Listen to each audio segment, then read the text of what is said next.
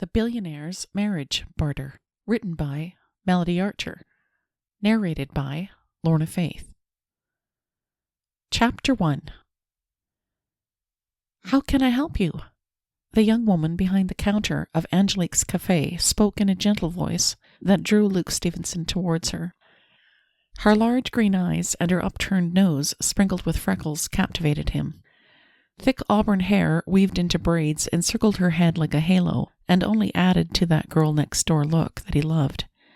Luke didn't realize he was staring at the woman until she cleared her throat.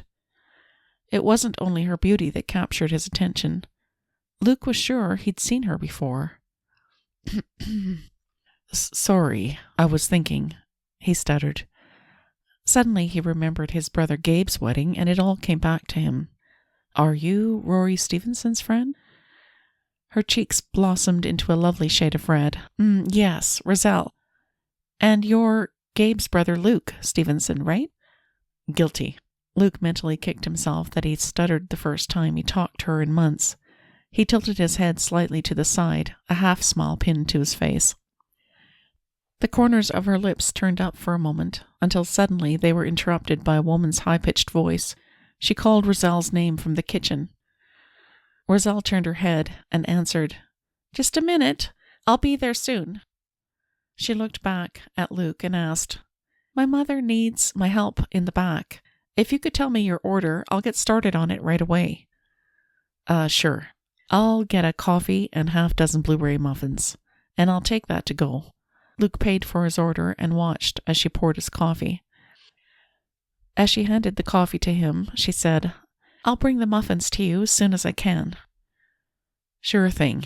No hurry. Luke carried his coffee and set it on the table in the corner. Sounds of chatter along with the hum of coffee machines filled the cafe. Men and women sat together at tables, sipping their coffee, smiling and chatting together. While waiting, his phone dinged with a text from his brother.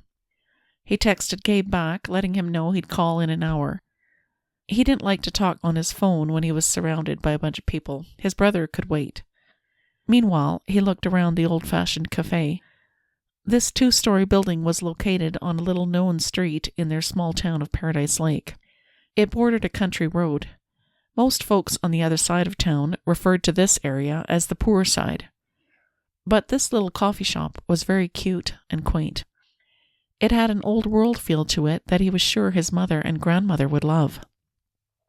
When he'd parked his truck outside, he'd noticed the blue and white striped awning that covered the sidewalk and the hanging flowering plants that hung along the windowsill. Inside the cafe, the tables and matching chairs had a 1950s charm that reminded him of watching reruns of the TV show Happy Days. He would need to bring his mom and grandmom to this coffee shop. They'd love it. Here you go, Luke. Razelle set a large box on the table. The smell of freshly baked muffins wafted up his nose. They smell so good. Just came out of the oven. Razelle looked over at him, her big green eyes made larger by her pale appearance. She had dark circles under her eyes that he hadn't noticed before. He wondered what caused her sleepless nights. Maybe he would need to get to know her well enough to ask. Luke looked over at her. Thanks for the muffins. Now that I know where your coffee shop is, I'll need to stop by more often. He stood to his feet right next to Razelle. His shoulder bumped lightly against hers, and she stepped backwards, swaying a little on her feet. Luke slipped an arm around her waist to stop her from falling. Her strawberry lips captivated him, and he wanted to pull her close and kiss her senseless. Scared at the desire that suddenly rose up inside of him, Luke helped steady her before quickly removing his arm. Thanks for that. I'm not usually this clumsy. Roz grimaced and shook her head slightly. A wavy tendril of auburn hair fell loose from the braid that encircled her head. It was so silky that Luke itched to run his hand through her hair. He would love to see her hair loose and hanging down her back. He was sure it would be beautiful. Luke shifted on his feet, feeling heat rising from his neck to his cheeks. He needed to change the direction of his thoughts. Are you all right, Razelle? It was as close as Luke would allow himself to ask about the dark circles under her eyes. I'm good, Luke. It's just been a long day. I think I just need a good sleep tonight. Razelle gave him a small smile. Well, I should go. Enjoy the muffins. I'm sure I will. Luke's gaze lingered a little longer. It was good to see you again, Razelle. I'll see you next time. Okay, see you later. Roz nodded and walked back to her place behind the counter. Before long, she was helping another customer. Luke forced himself not to look at her again as he left the coffee shop. As he got into his truck and drove away, his thoughts still lingered on the beautiful coffee shop girl. He wasn't sure why he couldn't stop thinking of her. He'd had many opportunities to meet beautiful women, but Razelle seemed different somehow. As he parked his truck beside the cabin on Grand's land, he did his best to shake off thoughts about her. There was no way he was dating or falling in love. He'd already played that hand and failed.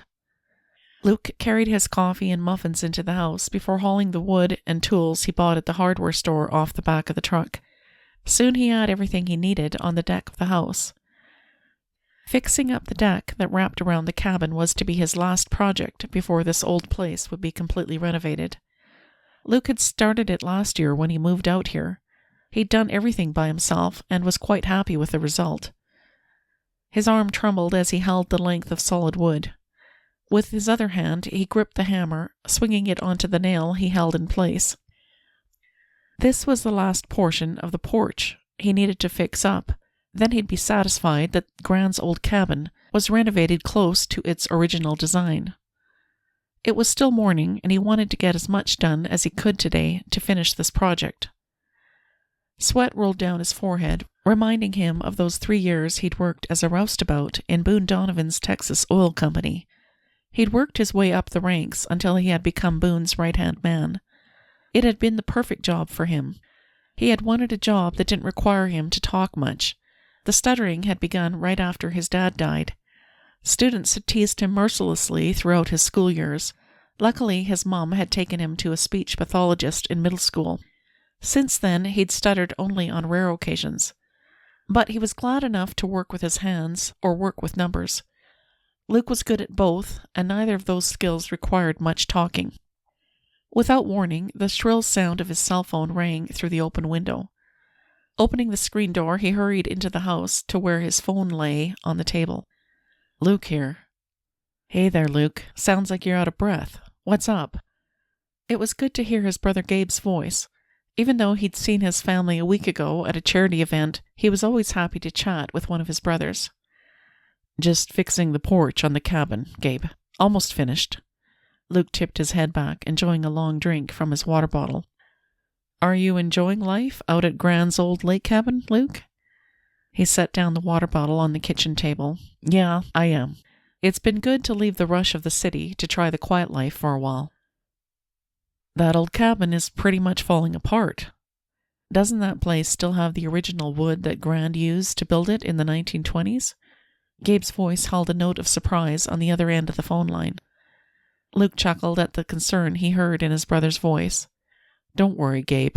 The place isn't falling down around me, at least not yet, anyway. I've fixed up the inside of the cabin. Now I'm just working on completing the deck. Luke continued. This place might be out of the way, but I've grown to like it here. It's quiet and helps you get back to the simple pleasures of life. You've been there now for 11 months, Luke? Yes. I only have 2 weeks left before I'm free of the tight budgeting restrictions I placed on myself for the past year. Well, you did that for a good cause, and from what I've heard, it seems like your followers have really appreciated what you've done. You've been a great role model for them to follow, Luke. I've seen so many great comments. Luke's memories went back to a year ago when he had decided on a whim that he would limit his personal budget to the monthly income of the average American, and that he would commit to doing this for a full year. It had turned out well. Yeah, people have told me that it's inspired them to watch their spending and to learn to save and budget their finances. That was really encouraging to hear. That was my goal when I started this. I hope it continues to help more people. Dad would be pleased at what you've done, Luke. Tears pricked the back of Luke's eyes as he thought of his father. Quickly he blinked them back. It's too bad he died so early, Luke heard himself stutter. He cringed to hear himself. It always happened when his emotions ran high. I know, man. Gabe sighed heavily on the other end of the phone line. At least we've done our best to make some good out of what happened. Yeah, that's true, Gabe. Luke sighed, remembering. I've told my students our story. They know that a big reason I have a passion to help others is because of the struggles our family went through. Thanks to Dad's dishonest business partner, Gabe muttered. True, but that's why I'm also doing my best to teach people how to set up their business partnerships carefully so they aren't in trouble later. Luke ran a hand through his hair as he remembered the terrible time in their family's life when their father's business partner had stolen his money. I still miss Dad, Luke whispered and swallowed back ragged emotions. Both brothers were silent for a few moments as memories surfaced of their dad's heart attack and death a few days later. I know, Luke, I miss him too. But I think Dad would be pleased that something meant for evil was turned around and used for good. That's what you're doing, Luke, when you help others. Gabe's words were like a soothing balm to him. I hope so. I'm working on it. Luke expelled a shaky breath. Gabe chuckled softly. Now it looks like there's only one thing left for you to do. What's that, Gabe? Luke walked over to the large window that overlooked the 1,000-acre property. Fulfill the terms of Gran's will so you can inherit that land and live there permanently. Your 27th birthday is just around the corner. Luke began to pace at Gabe's reminder of great-grandfather's will requirement for each of his grandsons. He only had 5 weeks until his 27th birthday. According to Gran's will, he needed to be married by then if he wanted to inherit this piece of land. Anxiety sat heavy in the pit of his stomach. I know, the deadline is staring me in the face. Do you still want all those acres of land Gran planned for you to inherit, Luke? Gabe asked. You know I do. Luke stared across the land, seeing a few oil derricks pumping in the distance. Yes, he wanted this land. He wanted it with every fiber of his being. He dreamed of owning it ever since his great-grandfather brought him here as a young boy. Of course, back then, there were a few dozen horses and cattle on the land as well. Luke remembered being so sad when Gran had sold off all the horses and cattle in the last couple of years before he died. Grant had chosen to live his final years on the homestead property, the place his brother Adam inherited. But this 1,000-acre spread of land had remained fallow. The only activity on the land for the last 10 years had been those 2 oil derricks that had continued to pump oil and produce a steady income. A passion had been sparked in his childhood that someday he would own this land. Luke wanted to build a sprawling ranch house here. He would bring back the horses and cattle and continue to keep the oil derricks running at the far end of the land. The only thing missing in his life was a wife and children. Memories haunted him and put a sour taste in his mouth regarding love and marriage. Luke refused to go through the heartbreak of falling in love again. There's one small problem, Gabe. I haven't been dating anyone. I've basically sworn off women ever since Audra left me at the altar. His brother expelled a breath. You're going to have to let that go, Luke. Besides, not all women are like your ex-fiancé. Maybe that's true. Luke wasn't convinced that was true. His doubts explained why he hadn't dated seriously since. Gabe continued, Well, you could always consider a marriage of convenience. It turned out well for your older brothers. Backfired, you mean? All 3 of you fell in love, Luke muttered, his belly fisting into a tight knot at the thought of being spurned by a woman yet again. He wasn't about to go through that emotional turmoil again, not if he could help it. Hey, man, don't discount the power of love. I'm living proof that love can come to you when you least expect it, Luke. Luke was resolute. I'm glad you're happy, Gabe, but as far as I'm concerned, love isn't for me. Well, what about your inheritance? I'll consider a marriage in name only. I'm afraid that will be the only way I'll agree to Gran's crazy plan.